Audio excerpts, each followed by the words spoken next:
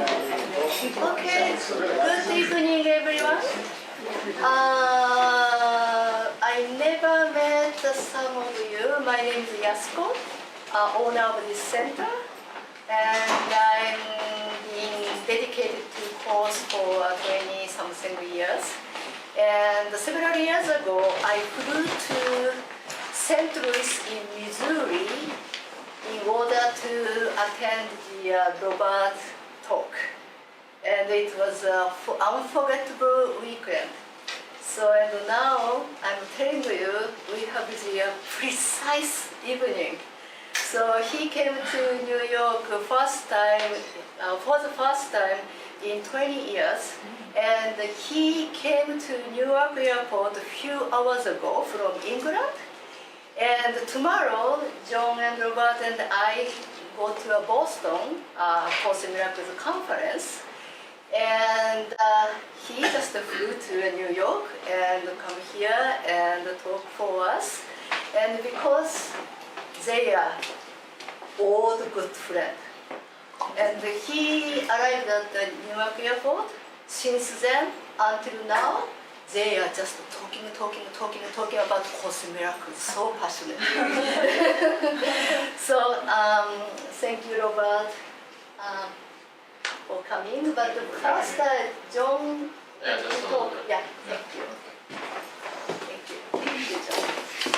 Thank you, Jon, to create this. You know, we're all really grateful, Yasuko, for having started the Center for Remembering and Sharing. It's the only Course in Miracles-based center in New York City. Yes. And remember, back in the original days, there was a lot of activity, but then it sort of died. But thank God she's here to create this space for us so we can get together. So just a little bit about Robert. This would be better for you, right? Yeah, actually. I don't remember when we first met, but it's been a long time ago. Probably 92. Was not till 92? I think it wasn't, because I think we met first at that conference in Virginia. Right. But you didn't come. In 1990, back in the 90s, I had a church here in New York City. It was on 57th and 7th. And we were we were Course in Miracles based, and we had Robert come in 92 and do a workshop for us and stuff like that. He stayed at my place upstate, which he's going to be doing tonight as well. But because of this conference in Boston beginning on Friday, he came here and said, well, come here first and have a little bit of time. What he's going to be talking about is this phenomenal, look, what do you think this is in terms of the size of a work to do? How'd you like to write this? I didn't write it. You put it together, okay? I put it together, I mean, this is the commentary on Helen Schuckman, who, by the way, it's sort of interesting, just in case you don't know, lived exactly 5 blocks from where we are right now. She lived on this block. I mean, within, on 17th Street, just off Park Avenue, right? So she was really near here. And I remember once, years ago, Robert and I were someplace together, and he said, all I want to do is write. And as an author, I understood that. And so that's what he does, is he writes. But he took Helen's original notes. These are handwritten notes, Helen Schuckman, who was the scribe for the Course in Miracles, took this all down in shorthand, and she would then read it to Bill Bedford at Columbia University, head of the department. But then a lot of it got edited, and it's a lot. But Robert's going to tell you all about that. I'm not going to try to do anything about in terms of his talk. But what I love about Robert, in good part, is he is completely dedicated to doing this work of understanding and practicing. Because actually, he's practicing the Course, as we were saying at dinner tonight. It's where the rubber meets the road that becomes really important. And as I haven't read much of this yet, but as I started looking at it, I was amazed at how much of the practical stuff that wasn't in the book that we have that he's going to be sharing with you tonight. Just a couple announcements on my part. One Sunday afternoon a month, I do lectures here. It's a sort of a quick class on the Course in Miracles. It's always the second Sunday, except in May when we move to avoid Mother's Day, we go to the first. I'm going to pass this around.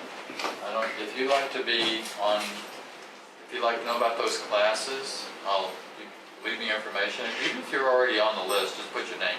You don't even need to give me your address. This is a magazine I published called Miracles. I've been doing so for 33 years and still doing it. This guy who's on the cover is Dr. Ron Schoberg, who's going to be my guest here in July. And this is a doctor who has incredible experiences of talking to God. I'm not kidding. There's a couple of my books here, unfortunately, Robert's books that aren't. Enough of me. But can I pass this around? And if you wish to leave your information, thank you. Robert, we're going to go straight till 9 o'clock. Okay, no stop. Thank you, Robert.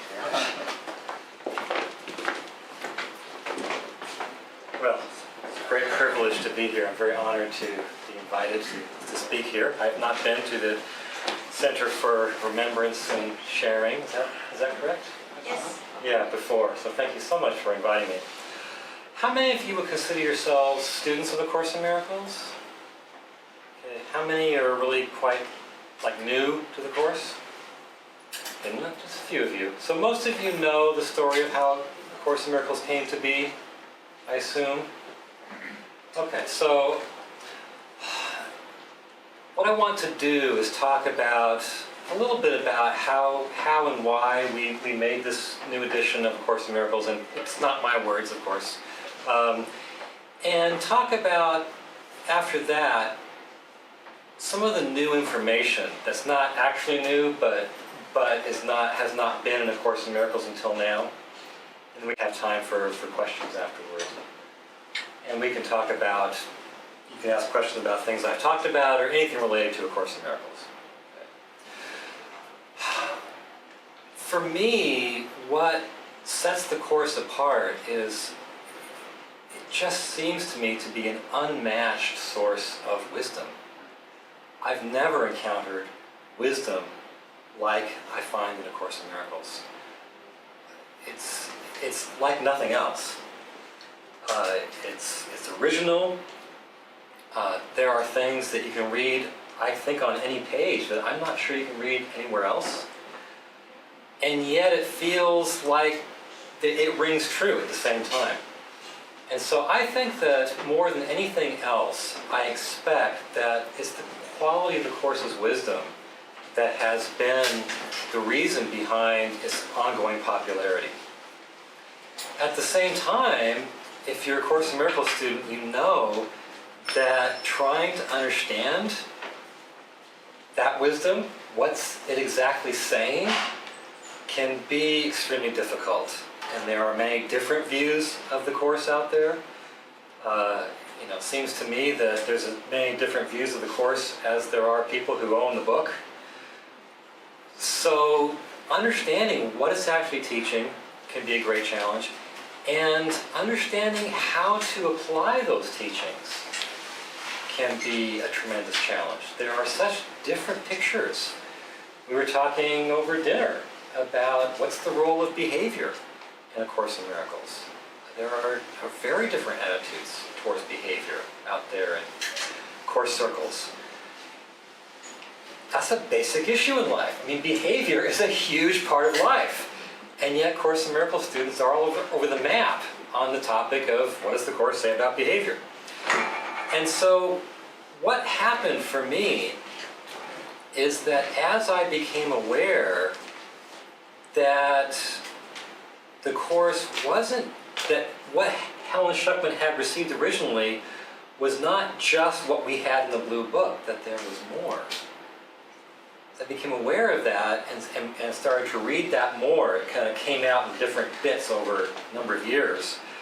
It had a huge effect on me. And it had a major effect with understanding the Course, but especially with the whole issue of living the Course. So I want to take you through the process that I went through and then talk about some of these teachings that appear in this edition of the Course that don't appear in the more familiar Foundation for Inner Peace edition. So here's how it went for me.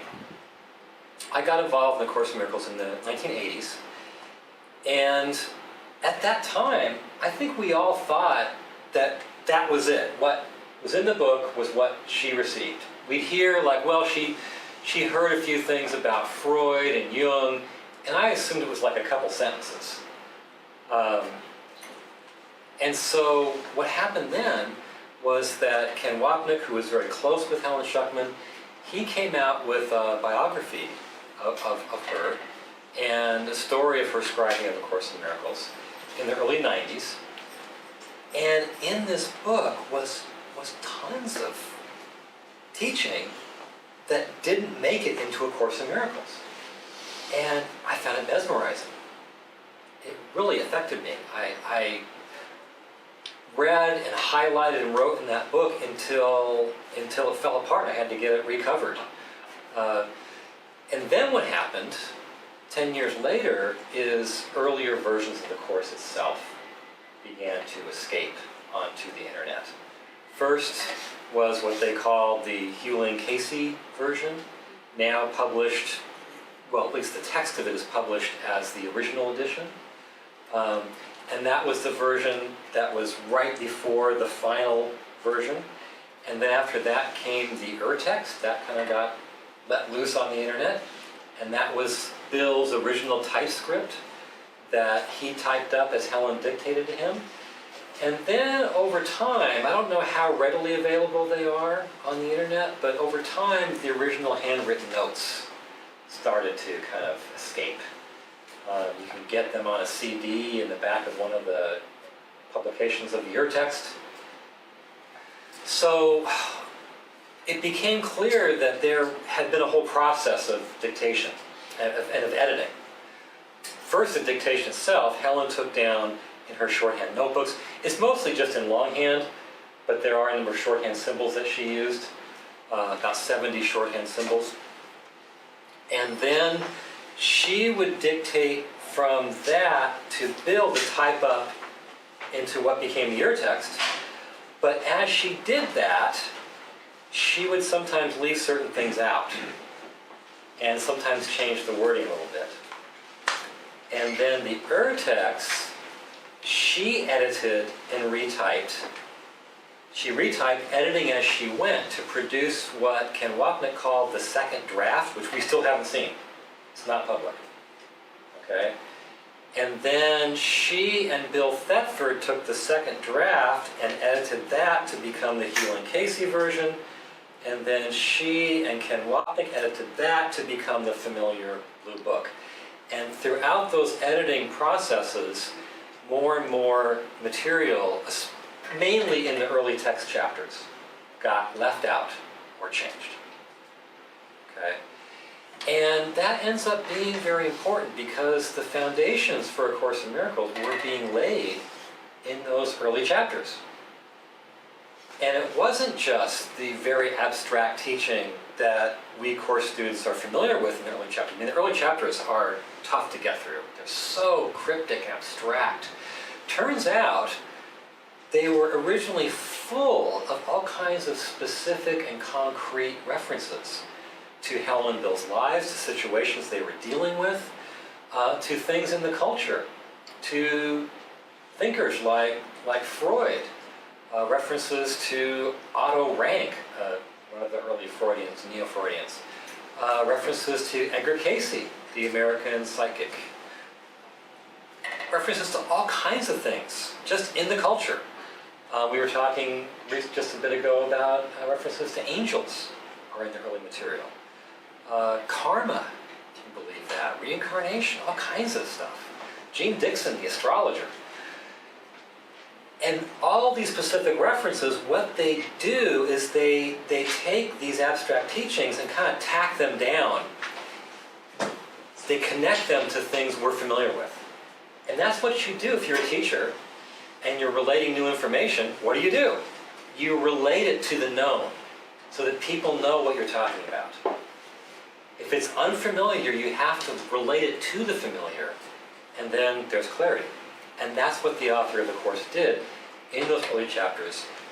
They were foundational, and everything in them, or at least a great deal, was constantly being tacked down to these specific personal, cultural, and psychological references. And all the specific stuff got edited out in bits. First, some of it she wouldn't read to Bill, then more was taken out when she retyped the text, and more was taken out when they edited it together, etc., etc. So in the end, about 45,000 words were removed, which is a lot. It's a small book. The other thing is that in the early chapters, the stuff that remained, she, I think mainly Helen, was editing the wording up. So in the first 4 chapters, the sentences that were still in there, only a fifth of them retained their original wording. So 4/5 of them had experienced changes in wording. Now, some of the editing, it did need to happen. I mean, the course was meant to read as if written to the reader. So it wasn't supposed to be full of references to Helen and Bill's lives and Helen's relationship with her husband and all these things. But it seemed to me that a lot more editing happened than needed to happen. A lot of things that were completely abstract, not about Helen and Bill's personal lives, got taken out. But references to, I shouldn't say completely abstract, references to things in the world. So for instance, and after a while you get used to what would come out. So anything that referred to something in the world, you knew it would get taken out. So all the way in chapter 12, which is getting quite far into the text, there's a great line that says, the analysis of the ego's real motivation is the modern equivalent of the Inquisition. And you get the meaning of that line, like, let me analyze your ego's real motivation. That's the modern equivalent of the Inquisition. Well, the Inquisition was something that happened in history. You could point to it. It's a real thing in this world. The very kind of thing that would get taken out. And so as I became familiar with this material, it so affected me. It so influenced how I thought about the course, how I applied the course. It just seemed like it has to be in there. How could this get left on the cutting room floor? And so, also, from my standpoint, I think most or all of you know that the author of the course talks like he's Jesus. And for those of us who are truly devoted to the course, most of us feel like, yeah, that probably is Jesus. I definitely feel that way. Well, I do a lot of reading of New Testament scholarship about the historical Jesus. And these guys have spent 2 centuries in America and in Europe especially trying to figure out what did he actually say. It's called the ipsissima verba, the actual words. It's 2 centuries of scholars, the Western world over, searching for what he actually said. And here we have what many of us believe is hundreds of pages of what he actually said, and we're going to leave huge chunks of it out? It just seems very odd to me. So I became convinced that the course needed to be re-edited, starting from scratch. Helen was an amazing channel. I think she was a good, intelligent, sincere editor, but I think she overdid it, especially in the early chapters. The story goes that when she was embarrassed by something, she became a fierce over-editor, and Ken Wapnick talked about having to rescue her autobiography from her because she just got into this over-editing, having to rescue her poetry from her because the same thing happened there. And she was embarrassed by the concrete nature of the early chapters. So what we did was we managed to, somebody actually sent us an electronic copy of her handwritten notes, which are endlessly fascinating. And we spent a long time painstakingly transcribing, learning the shorthand symbols, learning how our handwriting works, and transcribing those original notes, which are just a gold mine. They aren't always that legible, but what I found is if there's a word you can't read, if you can find other instances of the word you think it might be, or of the different words you think it might be in her handwriting, and compare them, you can almost always solve what we have. Only a handful of unsolved words in the whole body of her handwritten notes, which is great. So our idea was to basically not pay attention to the editing that had been done. To start with the original notes, edit them as minimally as possible, and the things that needed to come out, like personal references to Helen and Bill's lives, which the author said should come out, because it should read to, it should read as if written to the reader. We made those the subject of cameo essays in the back of the book. We have 33 cameo essays, and they're all built around chunks of guidance that were originally dictated to Helen and Bill about their lives. And we wanted to keep that material in there somewhere, even if not part of the course proper. We wanted to keep it in there between the two covers somewhere, because it's priceless material. You see him talking about how you apply these teachings in their lives. And there are things he points at in their lives and says, that was a miracle. What course student wouldn't die to know what a miracle looks like? We talk about miracles, a course in miracles. What's a miracle look like in the world? So I find that material just priceless.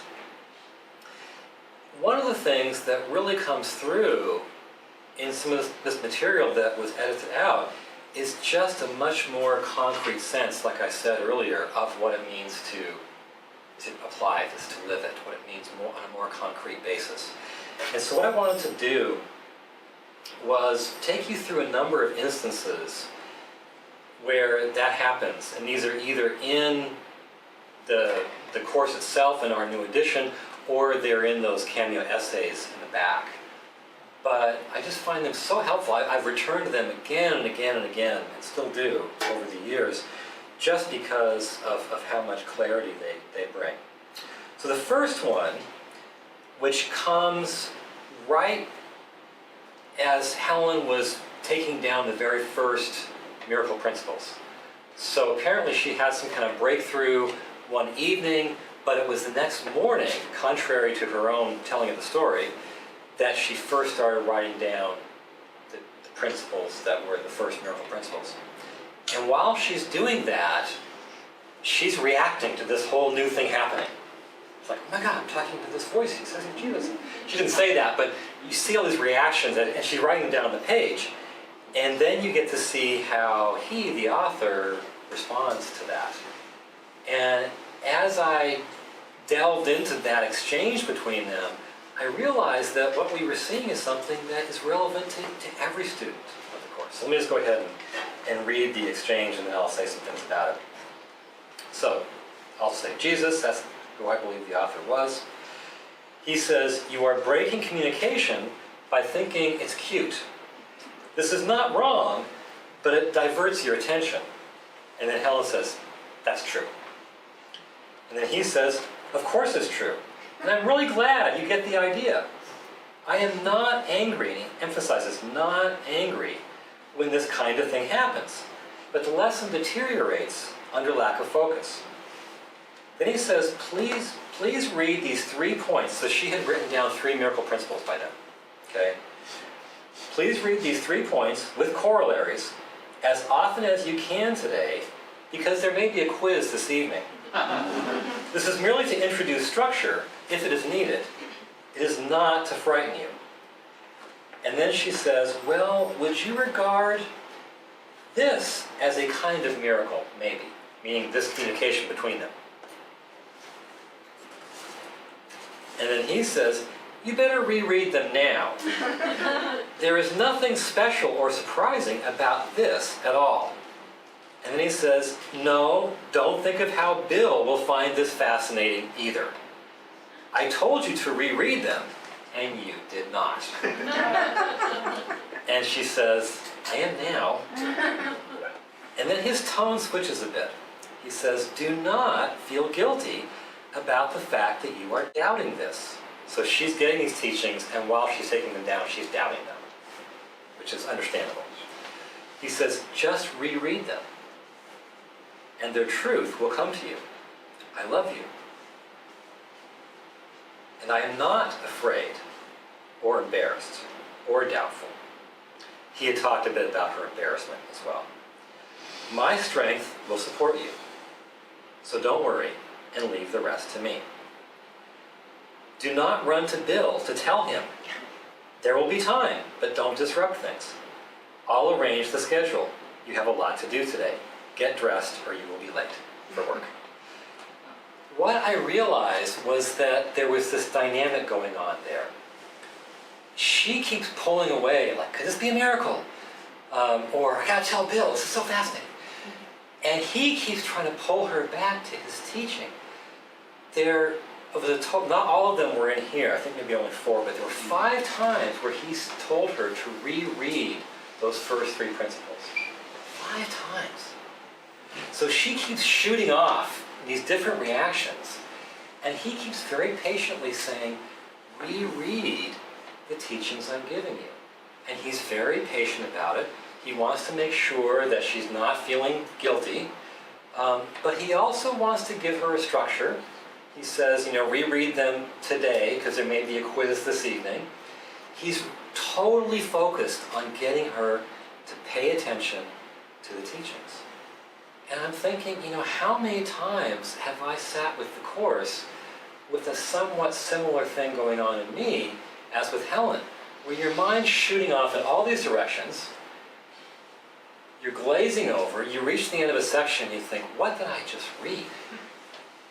And to think that his response to that was to very gently, patiently, but firmly say, just reread this. And if you reread it, the truth of it will come to you. It's great teaching. Okay, so then later in what's now chapter 3, there was a whole discourse about Bill and his parents. And it's really about Bill is an accomplished, professor at this point at Columbia. And it's about the lingering hold that his parents' view of him has on him. And what should he do about that? Okay. Now, how many of us don't feel at all influenced by our parents' view of us? Right? It's a somewhat universal topic, highly relevant. So it's a whole long discourse. It's an amazing discourse. And there is no way, I think, to guess from the rest of the course what he says here. So it's priceless material. I'll just read you a few snippets of it because it is quite long and very rich. He starts out by saying, if we were willing to forgive other people's misperceptions of us, they could not possibly affect us at all. So their misperceptions of us wouldn't affect us if we could forgive those misperceptions. There is little doubt that you can explain your present attitudes in terms of how people used to look at you. But there is no wisdom in doing so. In fact, the whole historical approach, and what he means by that seems to be the whole approach that says, what I am now is the product of my history. The whole historical approach can justifiably be called doubtful. Consider your parents, for example. No one has adopted all of his parents' attitudes as his own. In every case, there has been a long process of choice in which the individual has escaped from those he himself vetoed while retaining those he voted for. For instance, and we've slightly edited this so it applies to more than just Bill, just so you know. Someone might not have retained his parents' political beliefs because he believed he was free in this area. Yet he might still have retained their misperception of his worth. And you can kind of picture that, right? my parents belong to this party, but I don't. But their belief that I don't have a lot of worth, I retained that. Jesus is saying that was your choice. If you could let it go in one area, you could let it go in other areas, right? In this case, there must be some acute problem of his own that would make him so eager to accept this. So if we think that our parents didn't appreciate our worth enough, love us enough, regard us as valuable and important enough, can we think that we might have an acute problem of our own that would make us so eager to accept that view and hold on to it? This tendency, he says, can always be regarded as punitive. What an interesting comment. We are holding on to their misperception of our worth in order to punish them. We don't have to hold on to it, right? But something in us wants to punish them, and one way to punish them is by making sure their view of us hurt us. And we have to hold on to it for it to hurt us. It's fascinating teaching. And, I wondered for years. I lived for many years in Sedona, Arizona, and there was a group that came through that was they were kind of a cult. In fact, parents of different people in the group were emailing me. I think my child's there. They were Course in Miracles students, and they didn't believe in special relationships. So they had one big, complex sort of marriage between the bunch of them in the group. And then they didn't relate to anybody else. But their view was that when you're angry at somebody and you don't forgive them, you're not really angry at them because they didn't really do anything to you. You're really angry at your parents because apparently they did. And so they were doing all kinds of really cathartic work in getting out the hidden resentment towards the parents. And then it involved cutting off communication with their parents. So their view was that everything really did trace back to what your parents did to you. If only they had had this material, right? Okay, so that's another example. Another example is Bill's fear of getting up in front of a classroom. Bill apparently was scheduled to teach a class on abnormal psychology. And he just, as is the case with so many people, he didn't want to be in that public speaking kind of situation. And in fact, there are 2 sections devoted to this. One got taken out entirely. The other one mostly got in, but with a lot of editing and some gaps. And I just wanted to read you some selections from that material. Part of the preface of this is that I'm from California, and in Bill's later years, he moved to California. So all the course students in California knew Bill. And there were 2 things you knew about Bill. One was that he didn't teach. He would show up in groups and be there for long periods while many members didn't know. They were all studying the course together, and people in the group didn't know he was the co-scribe. Okay? And the other thing we all knew was that he was incredibly humble to do that. Okay? It turns out that Jesus lengthily took him to task for not wanting to step up in front of people in the teacher role in this early material. So our whole image of he's so humble is different than Jesus' attitude towards his reticence to teach. Let's read you a couple of things here. It is not true that the difference between pupil and teacher is lasting. They meet in order to abolish the difference. At the beginning, since we are still in time, they come together on the basis of inequality of ability and experience. The aim of the teacher is to give pupils more of what is temporarily his. This process has all the miracle conditions we refer to at the beginning. That's the miracle principles. What he's saying here is that because the teacher currently has more ability and experience, he can give that away to the pupil, raise the pupil to equality with him, And the process, he is actually fulfilling all those miracle principles in the beginning. So we shouldn't like shy away from the teacher role. The teacher's meant to be a miracle worker. He says the teacher, or miracle worker, gives more to those who have less, bringing them closer to equality with him, at the same time gaining for himself. So he's speaking very highly of the teacher role. Then referring to Bill, he says, a teacher with an authority problem. Now, in context, what that seems to mean is a teacher who gives his students authority over his view of himself. So normally we think an authority problem is where somebody holds actual authority over me, right? Here it seems to mean that I give my students authority over how I see myself. And I mean, every teacher does that to some degree, right? So a teacher with an authority problem is merely a pupil who refuses to teach others. So he's criticizing Bill's refusal to teach. He wants to maintain himself in a position where he can be misused and misperceived by his students.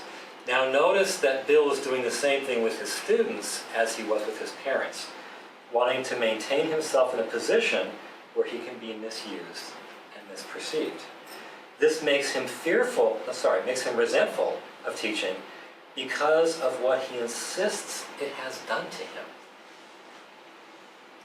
So with both Bill's parents and Bill's potential students, or future students, he's saying that Bill has given these people too much power over his image of himself. And that what he needs to realize as a result, now what we think of is, he needs to have his own positive image that does not yield. Instead, what Jesus says is he needs to realize he is not an image. What a radical teaching. Rather than hang on to your positive image, no matter what they say about you, realize you have no image. You're not an image. You're something completely invisible that can't be touched by others, that can't be affected by their image of you.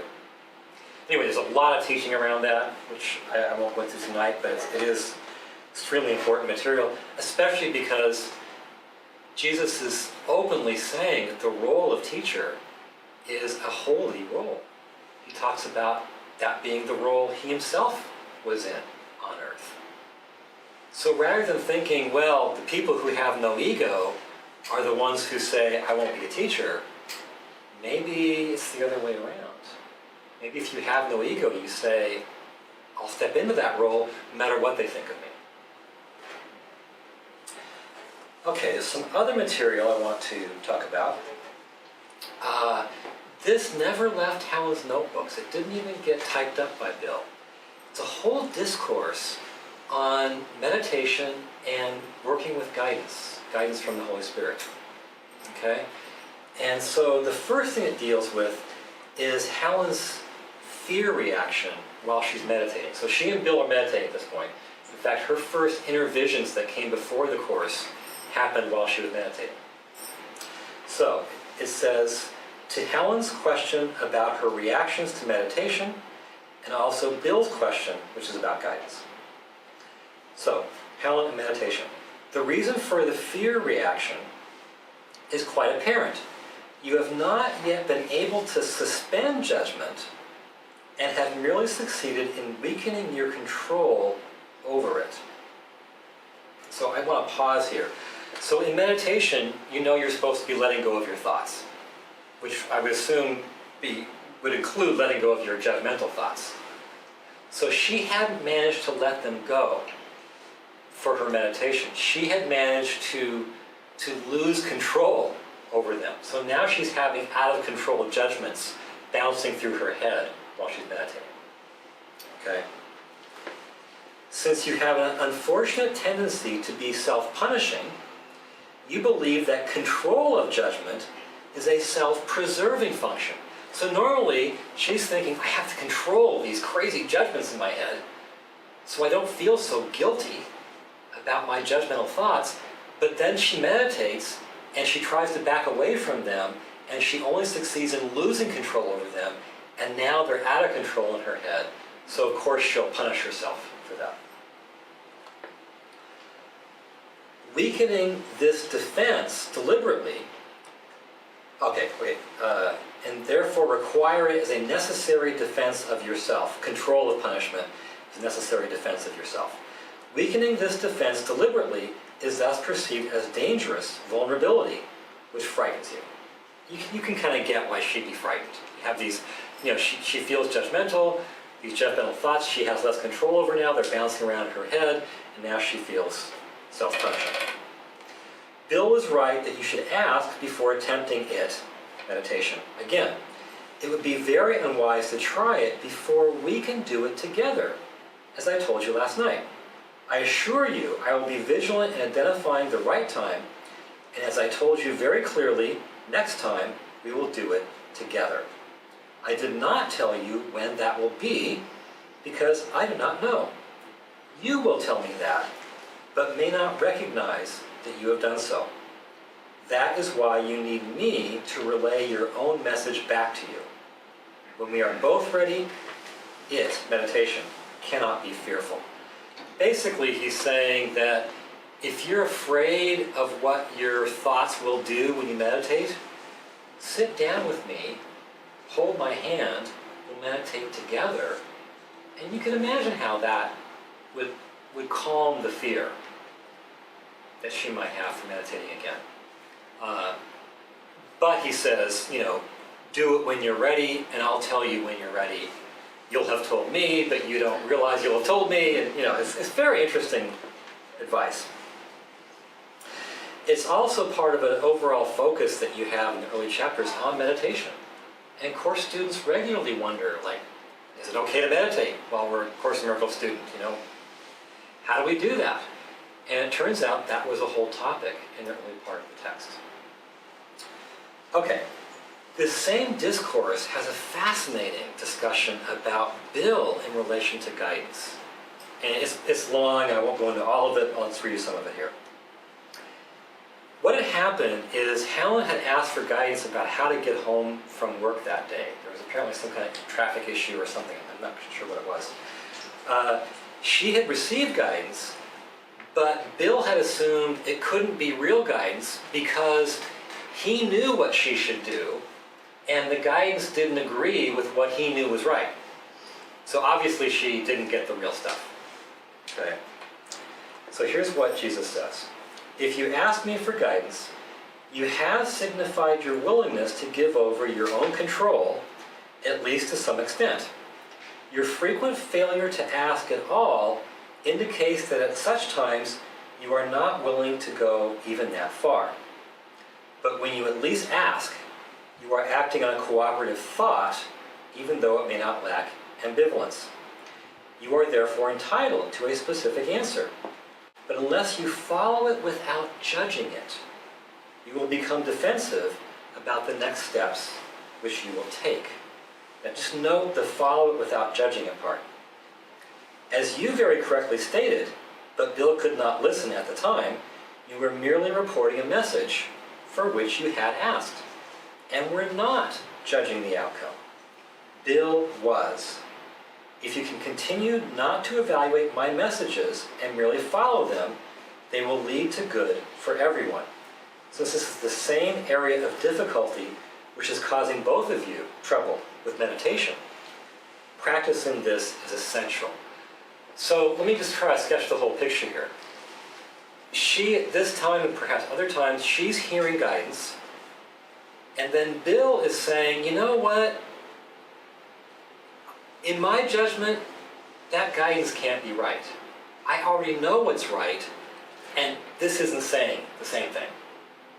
Okay? So he is judging the guidance that she got, judging what its outcome will be, judging the outcome will be negative, and it's that very judgment that was causing them problems in meditation, as I just talked about.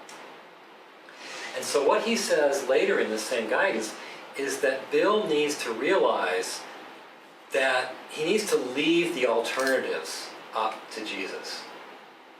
Right? What he tended to do was to find this is the right alternative, and then that becomes the yardstick by which to judge whether the guidance was right. or not? And then it doesn't agree, and so he just chucks the guidance. Says, we can't do that. That won't turn out well. And, that made me think that, first of all, that is a major factor. If you've tried to make decisions by guidance, have you experienced that, where you get something and you think, you know what, that just doesn't seem right. That doesn't agree with what I know to be right, and so you decide, I'm not going to follow that. And then the other thing that's made me realize is the whole issue, he uses the word control more than once here, the whole issue of wanting to maintain control is the major block to the whole process of asking for and following guidance.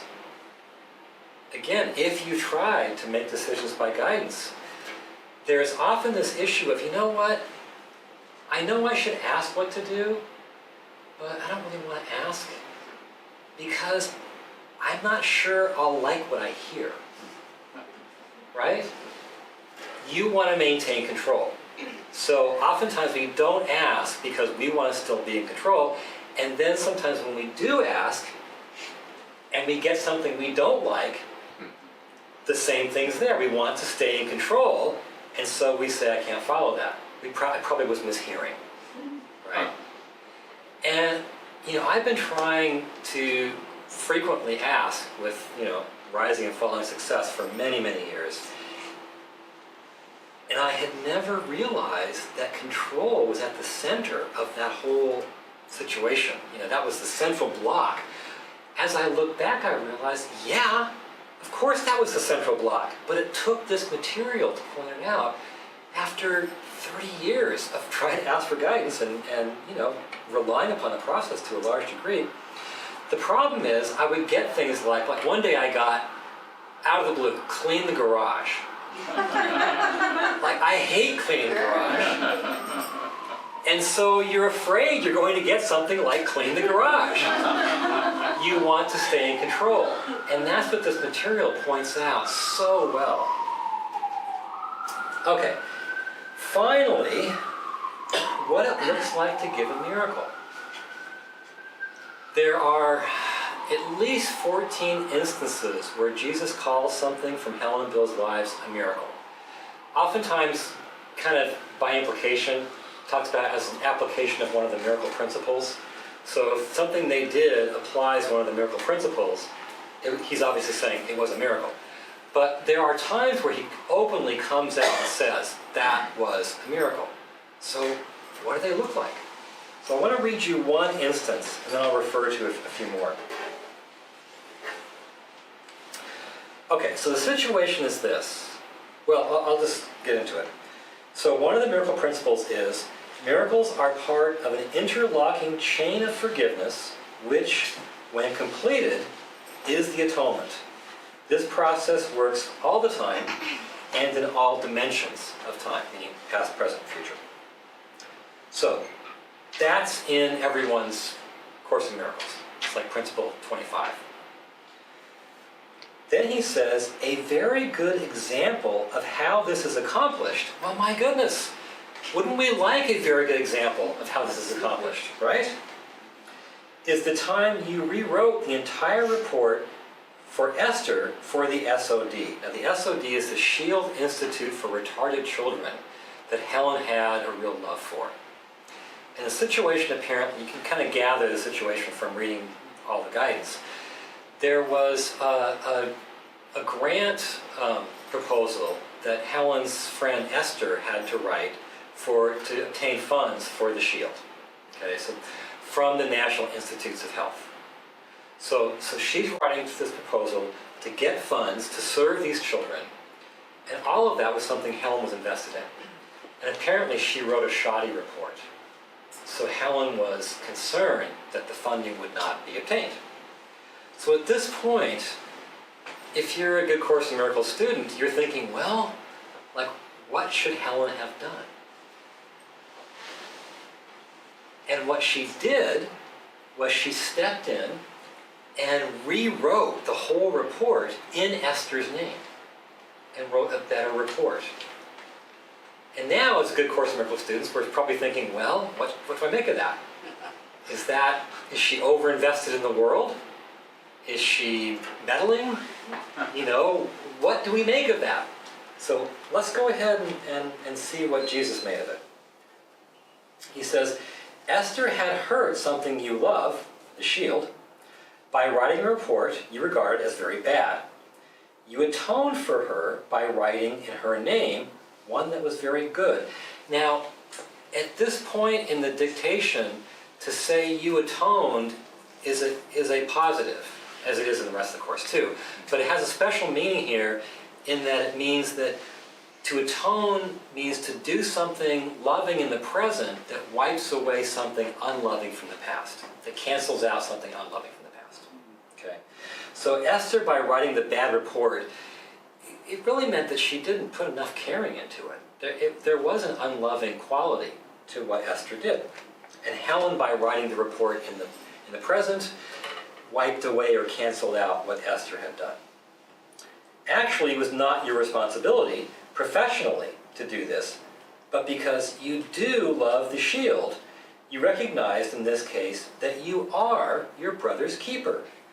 While you did not cancel Esther's sin, which he defines as a lack of love shortly, you did cancel out its effects. The reason it was a miracle was because it not only atoned for Esther. Basically, if you're Esther, she kind of saved her, in a sense, because Esther could have been responsible for the funding not coming. So by Helen redoing the report, she saves Esther from that outcome. Because it not only atoned for Esther, but also for you, because it kept the children from harm. The Course doesn't teach reincarnation, but this is a subtle reference to past life stuff with Helen. Okay, and the idea was she had past lives, he says, in which she hated and hurt the children. Doesn't explain what he meant by that. And so now, by securing the funding for the children, she did something loving in the present that wiped away some distant past, centuries or longer ago. He says, I could have secured the new grant for the shield anyway. This is a great line. Being a board member of the National Institutes of Health. But this way I could cancel out some of your sins as well. Because if he'd just done it, then Helen would have been deprived of this opportunity to do this great thing. Okay? This way I could cancel out some of your sins as well as Esther's, and I sit on your boards too. The reason why you found rewriting that so taxing was because you resented Esther's sin and thought she put you in a very unfair position. But no one can really do this to anybody. If you had known that you were really performing a miracle for the shield, for Esther, for yourself, and for me, you would have done it with real joy. How interesting. She did a miracle resentfully, feeling taxed by it. Now, we're all schooled to think that the quality of one's consciousness is the central thing at all times, right? What he's saying is that what she did had a loving effect on a wide array of people, including herself. And yeah, she did it resentfully, but she did it out of love for the organization and the children they serve. So there was love behind it. It was an expression of love. And that is how this early material characterizes the miracle, as an expression of love.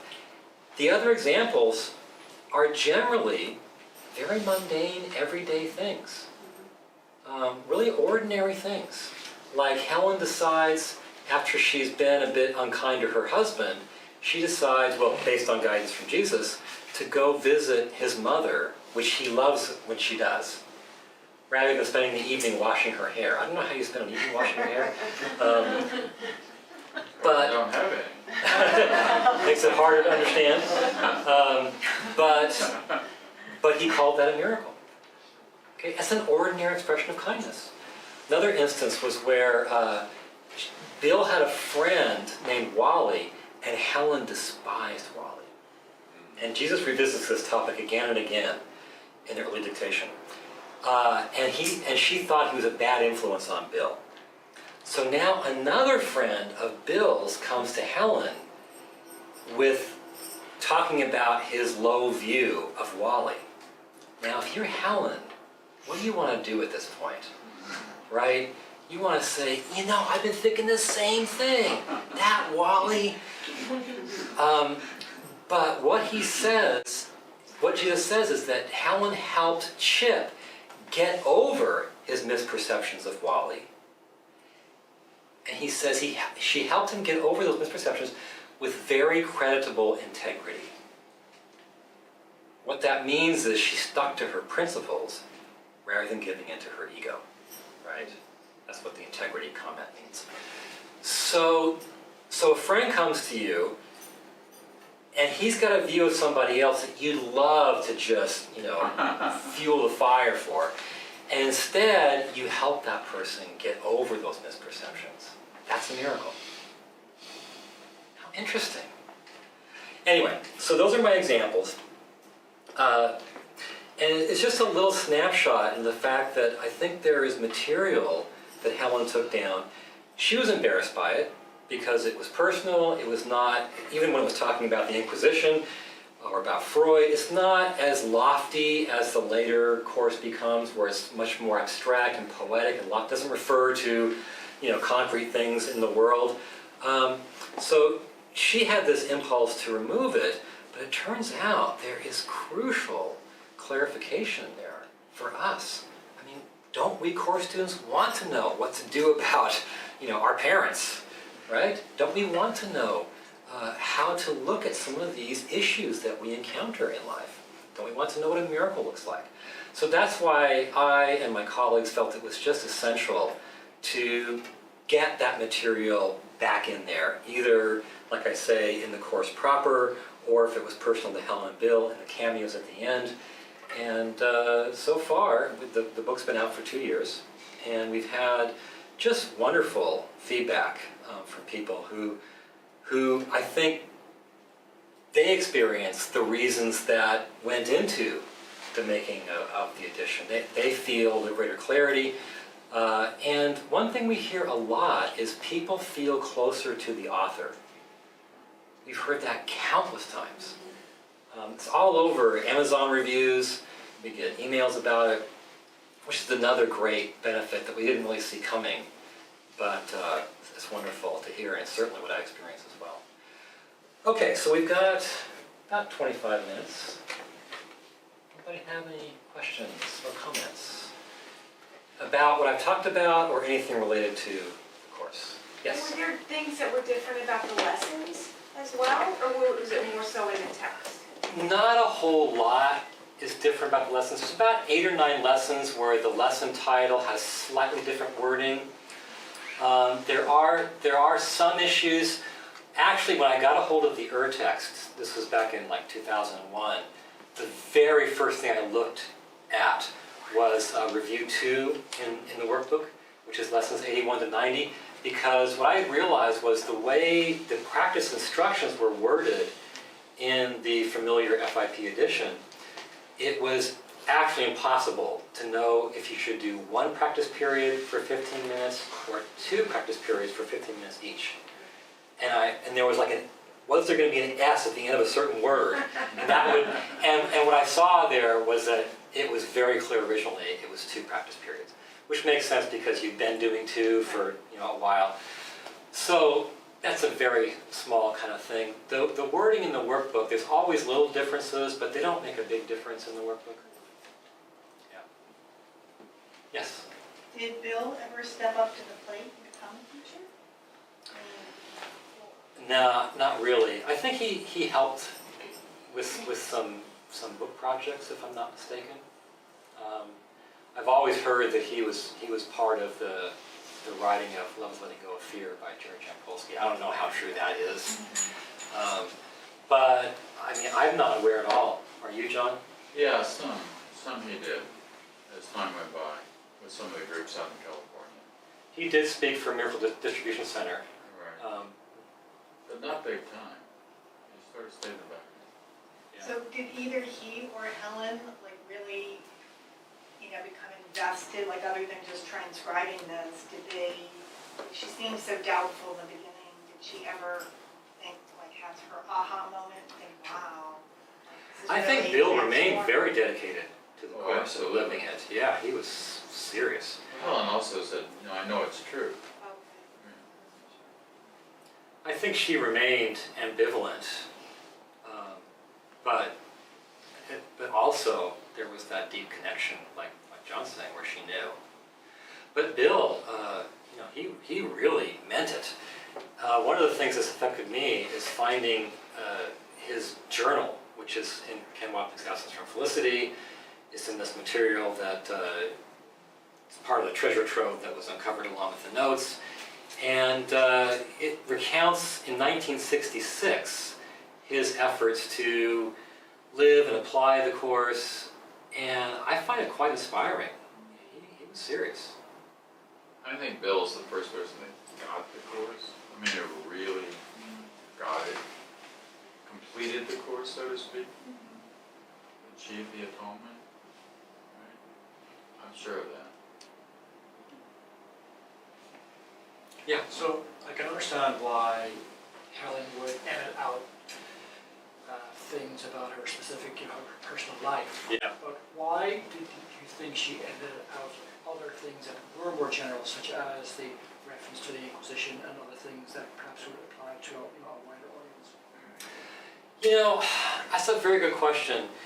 It definitely goes way beyond personal references. It really does. My conclusion, and I think this is pretty safe. Ken Wapnick said that she loved the later text chapters with their very lofty poetic nature. She would show people like the section for "They Have Come," which is beautiful poetry later in the text, or "Choose Once Again," the last section of the text, also very beautiful. She had aspirations earlier in life to be a poet. The early chapters, he said, she was ashamed of because it was just not that lofty poetic material. It was much more concrete, down to earth. The way it was worded was more plain spoken. And so what happened was, every pass that she went through to edit, more material came out.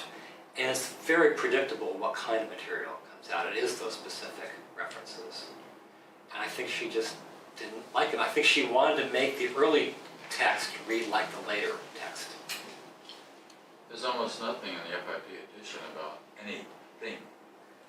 So people will say things, well, what does it say about smoking or drinking? Or so, well, there's nothing. It wouldn't say anything about anything specific. The Inquisition, I understand that would be in there, just like there's nobody's name in there. Sure. Right. There's a comment about overeating. That overeating comes from a feeling of inner scarcity or lack, which, we can all recognize that there's truth in that. There's all kinds of interesting things in there. And yeah, I think she had a vision of it reading in this more lofty way, but if you're teaching new material, you want to tack it down to the familiar. So one of the characteristics of the course that, what they say about it is, the text is, written in iambic pentameter. Yes. So then, if she was getting, getting these words in that form, so it probably was fairly easy for her to distinguish between the poetic, words she was getting as opposed to just regular, vernacular. Well, the thing to remember is that doesn't come in until chapter 24. So by the time the iambic pentameter comes in, it's much later in the text. Yeah. And when it first comes in, she didn't even notice it, because she would edit little things that would mess up the meter. And once she knew the meter was there, she didn't do that sort of thing, because she loved the meter. Yeah. Okay. Anybody else? Yes?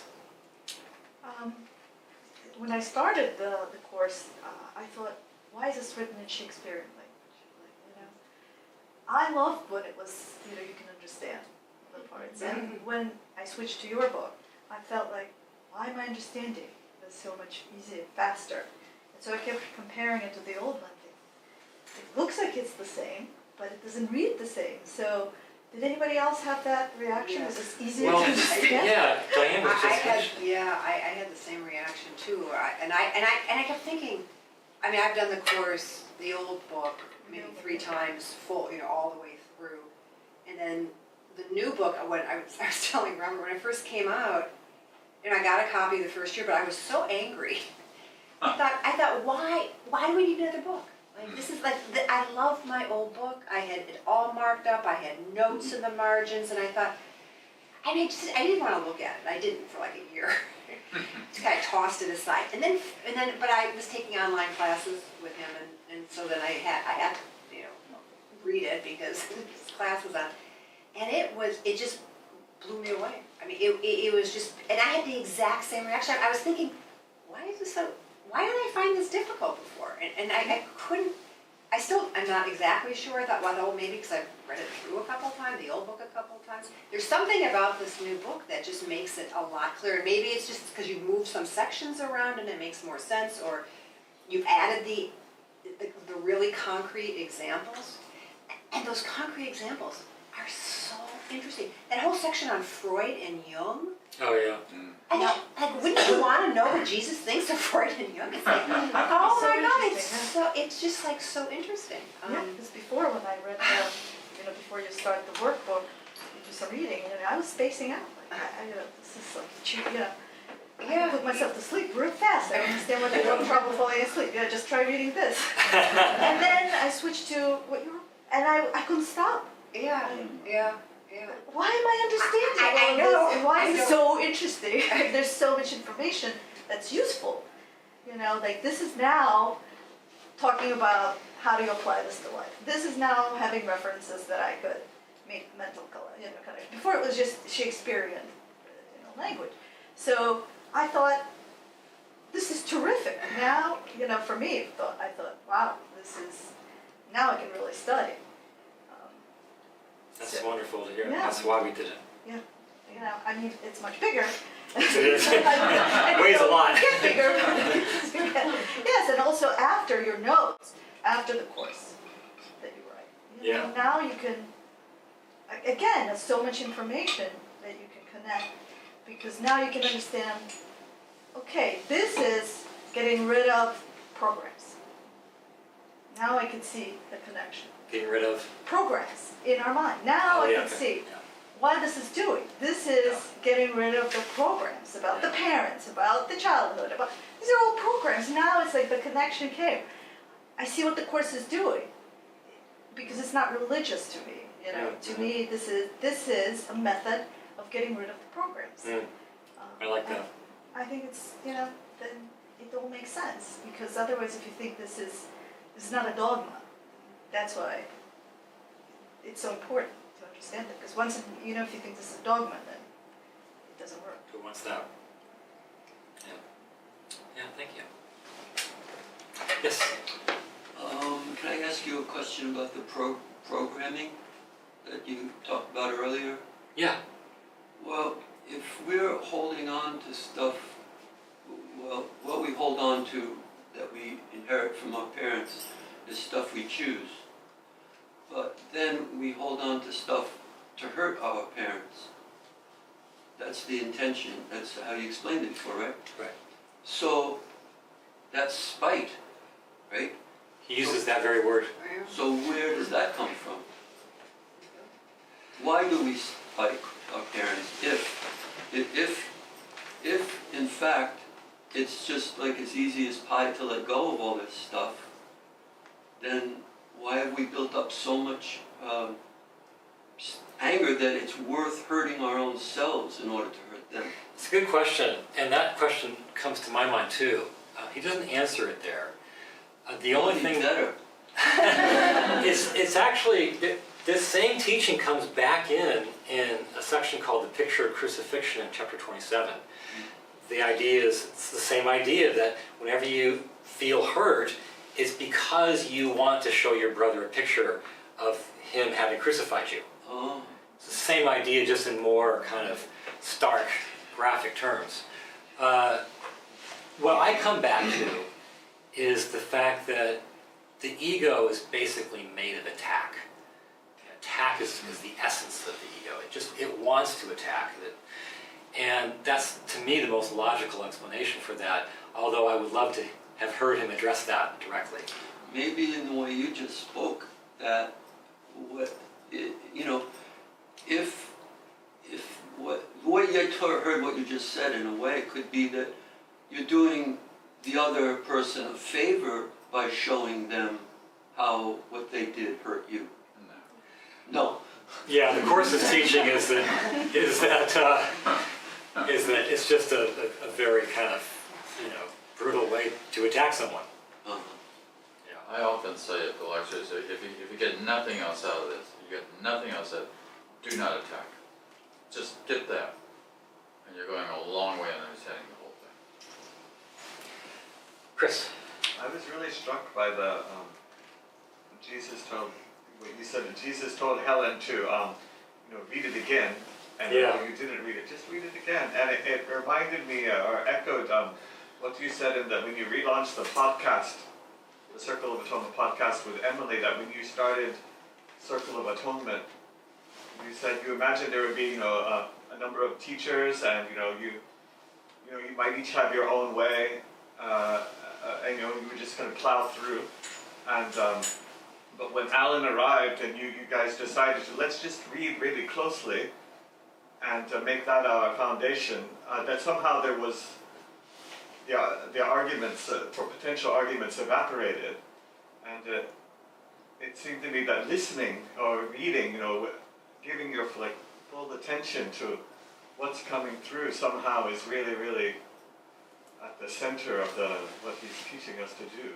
Could you talk more about that, I don't know, listening, or as opposed to... Well, there is a whole focus on, and this comes through in some places that have been in the Course all along, in some places that are in our edition. There's a focus on reading, rereading, and interpreting carefully. Because the ego wants to get in there and twist the Course's words into what it wants. And so there's an emphasis on the need to read, to reread, and rereading actually is a big focus if you collect all the different passages up in the Course. There's a focus on reviewing, reading material over again, but along with that, trying to interpret as honestly and carefully as you can so that your ego doesn't swoop in and twist it and make it into something that basically reinforces the ego. Because that's kind of what humans do, right? We distort what we see because of an internal bias that makes us want to twist that into what we think it is. Yeah. If I may ask, how has this changed your life, all this work, in terms of your view of life, death? Well, there's probably 100 answers to that. I think the single biggest answer is that the huge emphasis on interaction with other people. That yes, the Course, yes, it takes place inside of our minds, but it also takes place, it becomes expressed in our interactions. And those interactions take on huge significance, which I think is easy to miss if we think it's just all in my mind. So, and I'm still trying to get that one. We all are. Yeah. I was just wondering too, how is this I don't know how to put it exactly, but in relationship to the Course of Love, how is it in your mind with that? Is there a relationship? Does this book seem closer to that book, for instance? For instance, I guess what I will say is that I was kindly sent a copy of the Course of Love. I I had a wonderful visit from the publisher and his wife, Glenn Hoffman. Do have some familiarity with it. I don't personally see a continuity between the two books. I think there's too much difference in the teaching. A Course in Miracles, it already says it's a course on love. It's almost, I think that's a quote. So it's all about love. Miracles are expressions of love. But yeah, as somebody who's I've spent my adult life steeped in A Course in Miracles, I feel I can spot harmony and I can spot difference, and I just think there's a lot of difference. So yeah, I honor the people involved, and God knows this world needs a lot more love. But on that issue of, is this a continuation of, I don't see that. What did you mean when you said your interactions have changed, that they're kinder? That you feel a big impact, you said, through your interaction? Well, it's in progress, but it's been in progress for quite a while. Just the fact that's where it takes, that's the proving ground, that's where it really happens. Yes, it happens in our minds, but it's so easy to wander through our interactions as if they're kind of a side issue, when I think they're the issue. And so I've just been trying to make them, I'm an intellectual person. I like to talk about intellectual things. A lot of daily interaction seems to me to be not that significant, kind of beside the point. And I'm trying to cure that tendency in myself. I think it is the point. So I'm just trying to be more present to it and bring more. What the Course, I think, wants to teach us is to be practicing, forgiveness on the inside, to be asking for guidance about what to do on the outside, and to devote our interactions to giving miracles to people and having holy encounters. And that it's not just practicing the thoughts on the inside, it's a whole picture. And that picture, it doesn't happen if we wander, if we sleepwalk through our encounters. If I could address that just a little bit. There's this wonderful line in the Course where it says, divine instruction was like another name for God, takes joy in sharing. And then the next sentence, which I don't have exactly right, but it says something about this is where real creativity occurs, right? And so it's the forgiveness, essentially. It's the relationships with things that really, really matter. Who's Jesus? In the Course, the definition of Jesus. Jesus is a man who sees the face of Christ and all of his brothers and remembers God. Well, that's our job. That's where the work is. It's with each other. It's not being alone. It's not being isolated. We're here to work it out, and we're here to work out especially with the ones where it seems like we have the most work to do, which often is our mates or our children. I'll say one more thing along those lines. One of the things that I find very interesting, there is an event referenced in the Course and talked about as a holy instant. And we all have our idea of what a holy instant is, probably. And I've counted 118 references in the text to this one event. And that event, which some of you probably can guess, was Helen and Bill's original joining in deciding to find a better way together. That's talked about, that interpersonal joining is talked about as a holy instant. It's given huge significance in the pages of the Course. The references to it are subtle, but if you know the story, you know what he's referring to. So to think that a joining between two people has nothing to do with God or Jesus, they weren't talking about God and Jesus, but it was just them laying aside their past and joining in something loving. That was an incredibly important holy instant.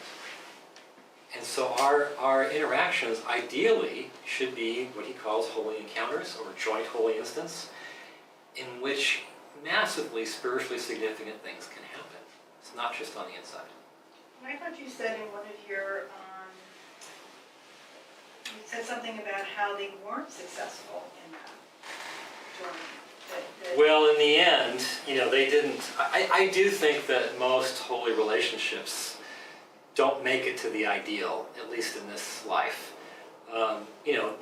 Doesn't mean that moment of joining that started them off was not holy and full of spiritual significance and promise. It just means that once you've had that beautiful, holy beginning, to actually carry through all the way is another matter entirely. And I think most of the time it doesn't happen. I don't think Helen and Bill were special failures. It's just that it's a high calling. They stayed in touch, the whole time. But I think they that were just colleagues, right? They weren't a married couple. Oh, no, they weren't, but they were, in another sense, they were. I mean, in terms of the dynamics of their relationship. And they worked on it all their lives. But let's not forget that Bill, the day before he died, said, all my relationships so feel completely healed and whole. Yeah. Helen had long been gone already for 7 years when he said that. From your writings, I got the feeling that Helen wasn't a very nice person. I didn't know her. John did. That was not my experience. I experienced her as being totally loving and completely. And I would hear about other things going on, but the kind of relationship I had with her was. But keep in mind, I was like somebody she was helping, and she was really good. When she was on her helping side, she was really good. She knew how to give instruction. She was like unlike a mother hen, or sort of. That was my experience. And there were different sides. I would hear about that other part of her, but I didn't experience that part of it. Because that wasn't the kind of relationship we had. She apparently had a huge helpful streak. Oh yeah, when she was on her helping side, she was really good. She knew what to do, and she knew how to do it. In her original autobiography, She was a good therapist. Right. Yeah. she mentioned that, this is another side of her, she said if her husband, she wouldn't give him a nickel if he was starving on the street or something like that. I was just thinking, there's 7 billion people on earth and Jesus picks her. That incident we wrote about the coat, first of all, she's addicted to shopping, and she spent all her husband's money. She's telling her, write the course, I gotta buy a coat. I'm like, you have to write a course, what coat? No, I gotta buy a coat. And there was this whole incident with the coat. Yeah. It was like, took forever. By the way, just that coat incident happened on 14th Street. Yeah. And then she didn't write the coat, and it was just... 1 block from where we are right now. Really? Oh my goodness. I thought it was hilarious as I'm reading this and thinking, Yeah. Kate must be thinking like, what was I thinking? This woman is not writing, wasting all this time shopping. But if you read the Gospels, if you read, the disciples in the Gospels, he's used to working with very human material. He's like, probably this is the best I could get. I think she clearly had developed an ability to hear his voice that I think was extremely rare. And that's what matters. And Jesus even said he knew what he was doing when he picked her. There's no doubt about it. First of all, her level of understanding of the depth of psychology was quite profound. Helen was a genius, among other things. Plus, I understand they had history, right? Pardon? I understand that they had history. She was a scribe before. Oh. There are allusions to that. Right? Yeah. So, kind of. Apparently passed as an Essene. But then she spent many lifetimes being a really, as Jesus said, nasty person. She turned into, she was killing the kids. Like, you were killing my children. I don't think he said killing. Or you were. You hated and hurt the children. And hurt the children. Yeah. Well, I assumed that it wasn't nice what she did. So. Doesn't sound very for nice. many lifetimes until this. Yeah. Yeah. That's the material you got to work with down here. That's amazing. And I think there's a great truth in that, because the whole course is telling us that these outer personas aren't who we are. Yeah, no, it was just a very wow, this is who we are, and this was the best. I don't know, 7 billion people. Yeah. Helen, like all of us, was kind of two people. She had this really loving side to her, but Judy once told me that like 2 or 3 days before she died, she was worrying about getting her apartment painted. And how were they going to get that done? I mean, worrying about the apartment. Yeah. So, if she was asking for guidance on like getting home with traffic and stuff like that, is there any indication she asked for guidance during the editing process? Well, there are different views of that. Ken Wapnick's view was that she infrequently asked, but that's okay because she just knew. My view is that if you look at the actual editing that was done, it looks to me, I mean, you can tell, it was an intelligent person who had biases, who often misunderstood the passage that was being edited, who often mangled or changed the meaning, who was working quickly, maybe not with the kind of care that ideally you put into Jesus' words, but I mean, realistically, I could understand. I mean, it looks like a very human thing, whereas to me, the course itself, the words that she took down, they don't look like a human thing to me. So I don't, and then, you know, she'd edit a passage once and then go back and, you know, take more out of that same passage. It doesn't look like a you know, divinely guided thing to me. But the story is that she asked sometimes, and the rest of the time she knew. And I don't know how we can know that she knew. Yeah, okay, so yes. So I wonder if Helen or Bill ever talked about how the course might have affected or influenced their work as therapists, whether it changed how they worked with clients. I don't know. Did Bill work with clients I don't on know. a therapy level? I've never heard anybody talk about him doing that. I've heard lots of talk about Helen doing that. Right, I don't either. Yeah. There is a section actually in the course, there's a couple of sections that act like she's been able to be very helpful to people and very wise in her advice. And one of them mentions in a role as therapist since basically Jesus came into her life. So there are references in the course itself to it making a difference in how she counseled. She was very direct with me. She would just tell me, this is what you should do. Bang, bang, bang, bang. And she was always right. I never knew her not to be right.